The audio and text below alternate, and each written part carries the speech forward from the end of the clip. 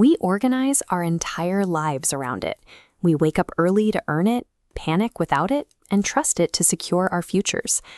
But the thing we are obsessing over doesn't actually exist, at least not in the way we assume it does.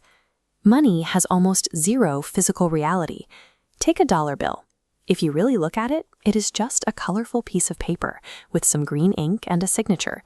You can't eat it, it won't keep you warm, and it has absolutely no biological use. If you hand a suitcase full of cash to a chimpanzee, they'll probably just tear it apart looking for a banana. To a chimpanzee, it is useless garbage. The value we see in that suitcase exists entirely inside our own heads.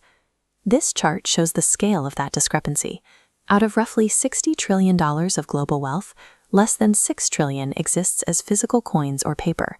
More than 90% of all global money is just digital data appearing on computer servers. Because it lacks physical substance, money is a psychological construct.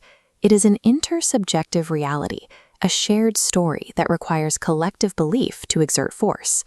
Before this shared story existed, ancient humans lived in small, tight-knit communities. If you needed something, you relied on an economy of favors. You helped your neighbor build a hut, and later they gave you some extra meat. As villages grew into cities, strangers needed a way to trade without relying on personal favors, so they tried bartering. But barter requires a perfect match. If you grow apples and need new boots, you must find a shoemaker who happens to want apples. If he wants a haircut instead, you are completely stuck. Finding a willing trade partner is difficult, but the real failure of a barter economy is the math. Every single day, merchants would have to learn the relative prices of dozens of different commodities. Consider the scale of the problem. With just two items, like apples and shoes, there's one exchange rate. But if a market trades 1,000 different commodities, you suddenly have to juggle nearly 500,000 exchange rates. It becomes impossible for a single human brain to track. Without a universal medium to stand in the middle of these transactions, a large-scale society cannot be maintained. To escape this mathematical trap, humanity created a universal middleman, money. It didn't require a technological breakthrough, it was a mental revolution that established a system of mutual trust. The earliest versions of this trust relied on things with inherent biological value. Around 5,000 years ago, the Sumerians used standardized bowls of barley as a universal measure for evaluating and exchanging goods. People trusted it because you could eat it. The critical leap was placing trust in biologically useless items. For millennia, cultures used cowrie shells as currency. Unpalatable to rats and resistant to rot, they worked purely on shared belief, allowing wealth to be stored and transported easily for the first time. Eventually, trust was standardized through the invention of coinage. Instead of weighing out chunks of silver for every transaction, an authority figure stamped the metal. That mark acted as a signature, guaranteeing the exact weight and value of the coin.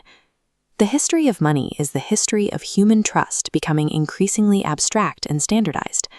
This standardized trust enables a system of universal convertibility. It acts as a mechanism that can turn almost any object or service into another.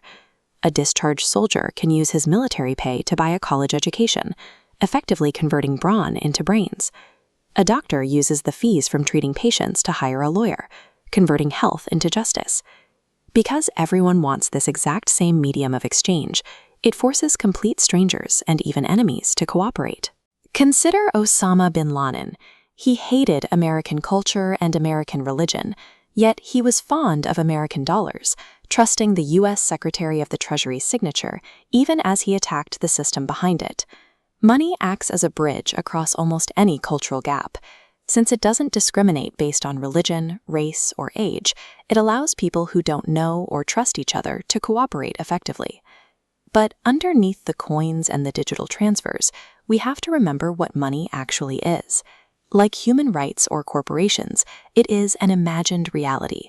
This reality is only as stable as the consensus. When that trust is shattered, as it was during the 1719 Mississippi bubble or the 2007 housing crisis, the value doesn't just decrease, it vanishes. The system exerts force only as long as the communal belief persists. While merchants used the lure of wealth to unify the globe, conquerors were busy trying to force unity through the sword, a process we'll explore in the next video. Until then, the dollar bill in your wallet remains the single most successful story ever told.